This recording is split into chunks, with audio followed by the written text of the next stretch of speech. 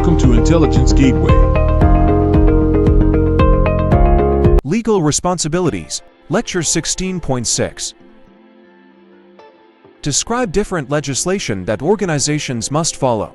When using digital systems, organizations that use digital systems must comply with various legislation and regulations to protect the privacy, security, and rights of individuals and entities involved in digital transactions. The specific legislation may vary depending on the country or region where the organization operates. Here are some key legislation and regulations that organizations commonly need to follow. General Data Protection Regulation (GDPR). GDPR is a comprehensive data protection and privacy regulation applicable to organizations that handle the personal data of individuals within the European Union (EU). It imposes strict requirements on data collection, processing, storage, and consent, and provides individuals with enhanced rights regarding their personal data. California Consumer Privacy Act (CCPA). CCPA is a privacy law in California, United States, that grants California residents certain rights and protections regarding their personal information. Organizations that collect personal data of California residents must comply with CCPA's requirements. Health Insurance Portability and Accountability Act (HIPAA). (HIPAA is a U.S. federal law that applies to healthcare organizations and service providers handling patients' protected health information (PHI). Explain the legal requirements organizations must follow. Under each legislation, Electronic Communications Privacy Act (ECPA), wiretap and intercept prohibition, unauthorized interception, or disclosure of electronic communications is prohibited. Stored Communications Protection protects the privacy of stored electronic communications, such as emails, text messages, and files. Computer Fraud and Abuse Act (CFA), unauthorized access, prohibits unauthorized access to protected computer systems and networks, and unauthorized obtaining of information from such systems. General Data Protection Regulation (GDPR), obtain consent. Organizations must obtain explicit and informed consent from individuals before collecting and processing their personal data. Data minimization. Personal data should be collected and processed only for specific and legitimate purposes. Payment Card Industry Data Security Standard (PCI-DSS). Secure payment processing. Organizations handling payment card data must comply with security standards to protect cardholder data. During transactions, data encryption. Cardholder data must be encrypted during transmission and storage. Evaluate the impact that each legislation has on data security. Illegal practices, monitoring staff, fraudulent purposes and working practices. General Data Protection Regulation (GDPR). Data security impact. GDPR places a strong emphasis on data security, requiring organizations to implement appropriate technical and organizational measures to protect personal data from unauthorized access, loss, or disclosure. This includes measures like data encryption, access controls, and regular security assessments. Illegal practices impact. GDPR prohibits illegal practices related to the processing of personal data, such as processing data without consent or using data for purposes other than what was originally specified. Payment Card Industry Data Security Standard (PCI-DSS). Data security impact. PCI-DSS mandates stringent security measures to protect payment card data, including encryption, access controls, and regular security testing. Illegal practices impact. PCI-DSS aims to prevent illegal practices like card data theft or unauthorized access to cardholder information. Children's Online Privacy Protection Act (COPPA). Data security impact. COPPA requires organizations to implement reasonable data security measures to protect children's personal information. Illegal practices impact. COPPA prohibits illegal practices related to the collection and use of personal information from children under 13 without verifiable parental consent. Specification coverage. Understand how the current and relevant European Union (EU) General Data Protection Regulation (GDPR) and United Kingdom legislation or other international equivalents apply to different systems, including Data Protection Act 1998 and amendments, requirements for organizations to keep data secure, Computer Misuse Act 1990 and amendments, its definitions of illegal practices and applications, Telecommunications Lawful Business Practice, Interception of Communications Regulations 2000 and amendments, requirements to allow companies to monitor and employees, Communication and Internet Use While at Work Fraud Act 2006 and amendments, requirements to deal with services using IT-based methods to steal information for fraudulent purposes, Health and Safety at Work, etc. Act 1974, Duties of Employers, Employees, the Health and Safety Executive HSE and others, General Prohibitions. The mentioned legislations impact different systems, including data protection, illegal practices, employee monitoring, fraudulent purposes, and health and safety practices. Let's explore how each legislation applies to these systems. Data Protection Act 1998 and amendments. Data security requirements. Organizations are required to keep personal data secure and protected from unauthorized access, loss, or disclosure. This includes implementing technical and organizational measures to safeguard data. Computer Misuse Act 1990 and amendments. Illegal practices. The Computer Misuse Act criminalizes unauthorized access to computer systems, unauthorized access to data, and the creation and distribution of malicious software. It helps protect systems from hacking, data breaches, and cyber attacks. Telecommunications Lawful Business Practice, Interception of Communications Regulations 2000 and amendments, employee monitoring. The regulations permit companies to monitor an employee's communications and internet use while at work, provided it is done in compliance with the law. Employers must inform employees about monitoring practices and ensure it aligns with lawful business purposes. Fraud Act 2006 and amendments. Fraudulent purposes. The Fraud Act deals with fraudulent activities, including those using IT-based methods to steal information. It criminalizes actions such as obtaining information dishonestly, making false representations, or using a device to carry out a fraud. Health and Safety at Work, etc. Act 1974. Duties of Employers. Employers have a legal duty to ensure the health, safety, and welfare of their employees.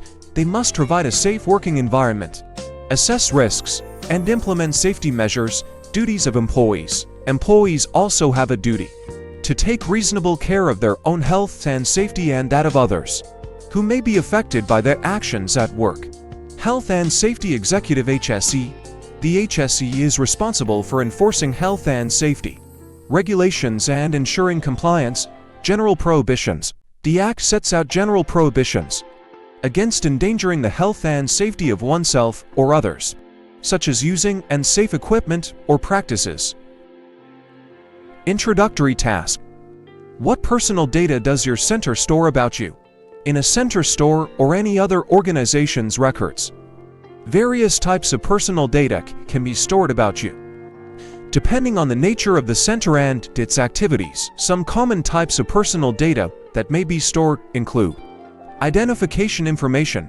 This includes full name, date of birth, gender, nationality, and government issue identification numbers, e.g., social security number, passport number, contact information.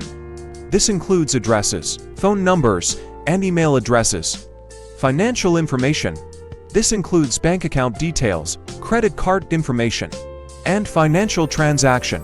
Health information. In certain centers or organizations, health-related data such as medical records, prescriptions, and health insurance details may be stored. Employment information. If the person is an employee, employment-related data such as job title, salary, work history, and performance evaluations may be recorded. Education information. This includes educational qualifications, transcripts, and academic records. Online data. If the center operates online platforms, Personal data collected may include IP addresses, cookies, browsing history, and user account details. How would you expect your center to use your personal data? Personal data stored by a center store can be used for various legitimate purposes. Depending on the nature of the organization and its activities, here are some common ways personal data may be used by a center store: providing services or products. The center store may use personal data to fulfill orders, provide services, or deliver products to customers or clients. Customer communication. Personal data can be used to communicate with customers regarding order status, promotions, updates, and customer support. Marketing and advertising. The center store may use personal data to tailor marketing and advertising campaigns, sending targeted offers or recommendations based on customer preferences and behavior. Personalization. Personal data can be used to customize the user experience, such as showing relevant content, product recommendations, or suggested services based on individual preferences. Payment processing. Personal data related to financial information is used to process payments and ensure secure transactions. Customer service. Personal data can assist in providing effective customer support and resolving inquiries or issues. Is your center allowed to monitor what you do on the computer network? No. My data center is not allowed to monitor because there should be restrictions or limitations on monitoring activities by the center store.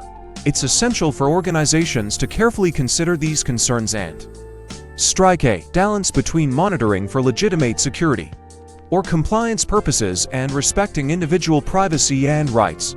Privacy concerns. You value your privacy and believe that monitoring your activities on the computer network could infringe upon your right to privacy. Lack of consent. You believe that monitoring should only occur with your explicit consent, and if you haven't provided consent, the center store should not monitor your actions. Trust and respect. You believe that monitoring without a valid reason could lead to a breach of trust between you and the center store, as it may be perceived as intrusive or disrespectful. Personal use. You may engage in personal activities on the computer network during non-working hours, and you feel that these activities should not be monitored by the center store. Deeper Learning Activities. Data Protection Act 1998. Describe the purpose of this law. The purpose of the Data Protection Act 1998 DPA 1998 was to regulate the processing of personal data in the United Kingdom. The Act aimed to strike a balance between the rights of individuals to privacy and the legitimate interest of organizations to collect, use, and process personal data. Here are the main purposes of the Data Protection Act 1998. Protection of personal data. The primary purpose of the DPA 1998 was to protect the privacy and rights of individuals regarding their personal data. It set out rules for how organizations should collect, use, store, and disclose personal information. Fair and lawful processing. The Act required that personal data be processed fairly and lawfully. It emphasized the importance of obtaining consent from individuals before processing their data and ensuring transparency about data processing practices. Rights of data subjects. The DPA 1998 granted certain rights to individuals, including the right to access their personal data, the right to correct inaccurate information, and the right to object to processing in certain circumstances. Explain the legal requirements for organizations to keep data safe. The legal requirements for organizations to keep data safe under the Data Protection Act DPA include the various provisions aimed at protecting personal data from unauthorized access, loss, or disclosure. Here are the main legal requirements for organizations. Under the Data Protection Act, data minimization. Organizations should ensure that the personal data collected is adequate, relevant, and limited to what is necessary for the intended purpose. Data accuracy. Organizations are required to keep personal data accurate, and if any inaccuracies are identified, they should be corrected without delay. Data retention. Data should not be kept for longer than necessary for the purpose for which it was collected. Organizations should have clear data retention policies in place. Data security. Organizations must take appropriate technical and organizational measures to protect personal data from unauthorized access, loss, or destruction. Research and describe different methods that organizations can use. In order to meet the requirements of this law, organizations can implement various methods and practices to meet the requirements of the Data Protection Act (DPA) and ensure compliance with data protection regulations. Here are some key methods that organizations can use. Data protection policies and procedures. Develop comprehensive data protection policies and procedures that outline how personal data will be collected, processed, stored, and protected. These policies should cover all aspects of data handling and ensure that employees are aware of their responsibilities. Data inventory and mapping. Conduct a thorough data inventory to identify the types of personal data collected, the purposes of processing, and the data flow within the organization. Data mapping helps in understanding how data moves through the organization's systems and processes. Lawful basis for processing. Ensure that there is a valid lawful basis for processing personal data. Organizations should identify and document the legal basis, e.g., consent, contract, legitimate interest for each processing activity. Research and evaluate the impact this law has had on improving data security. The Data Protection Act (DPA) and its successor, the General Data Protection Regulation (GDPR), have had a significant impact on improving data security for individuals and organizations. Here are some ways in which these data protection laws have contributed to enhancing data security. Heightened awareness. The DPA and GDPR have brought data protection and privacy to the forefront of public and organizational awareness. The laws have compelled organizations to take data security more seriously and implement robust measures to protect personal data. Data security measures. The DPA and GDPR have mandated organizations to implement appropriate technical and organizational measures to safeguard personal data from unauthorized access, loss, or destruction. Encryption, access controls, and regular security assessments have become common practices. Accountability and governance. The GDPR emphasizes the principle of accountability, requiring organizations to demonstrate compliance with data protection principles. Computer Misuse Act 1990 described the purpose of this law. The purpose of the Computer Misuse Act 1990 CMA 1990 is to provide legal protection against unauthorized access to computer systems and misuse of computer data. It is a piece of legislation in the United Kingdom that aims to address the growing concern of computer-related crimes and protect the integrity, confidentiality, and availability of computer systems and data. The CMA 1990 is designed to deter individuals from engaging in malicious activities and to prosecute those who misuse computers and computer data. Explain the legal definitions of illegal practices under this law. Under the Computer Misuse Act 1990 CMA 1990, illegal practices are defined as specific offenses related to unauthorized access to computer systems and misuse of computer data. The Act outlines three main offenses, each with its own legal definition. Unauthorized access to computer material. Section 1 CMA 1990. This offense occurs when a person intentionally and without authorization accesses computer material. Computer material includes any program or data held in a computer, as well as computer programs and data stored on any removable storage medium like a diskette or CD. Unauthorized access with intent to commit or facilitate commission of further offenses. Section 2 CMA 1990. This offense involves intentionally accessing computer material with the intent to commit further offenses. The additional offenses that can be committed include offenses under the CMA 1990 or any other criminal offense. Unauthorized modification of content. Section 3 CMA 1990.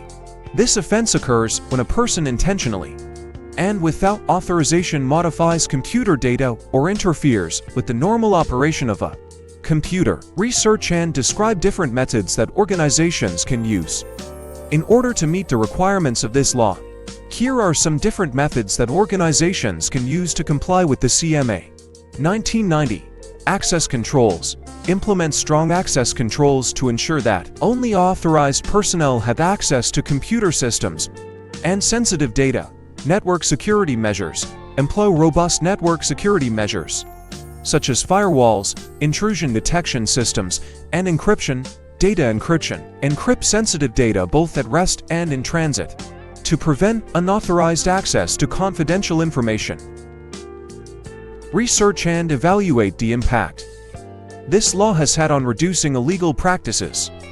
The Computer Misuse Act 1990 CMA 1990 has had a notable impact on reducing illegal practices related to unauthorized access to computer systems and computer data misuse. Here are some key ways in which the CMA 1990 has been effective in curbing illegal practices. Deterrence. The existence of the CMA 1990 and the associated penalties for offenses have acted as a deterrent. Potential offenders are aware of the legal consequences of engaging in computer-related crimes, leading to a decrease in unauthorized access attempts.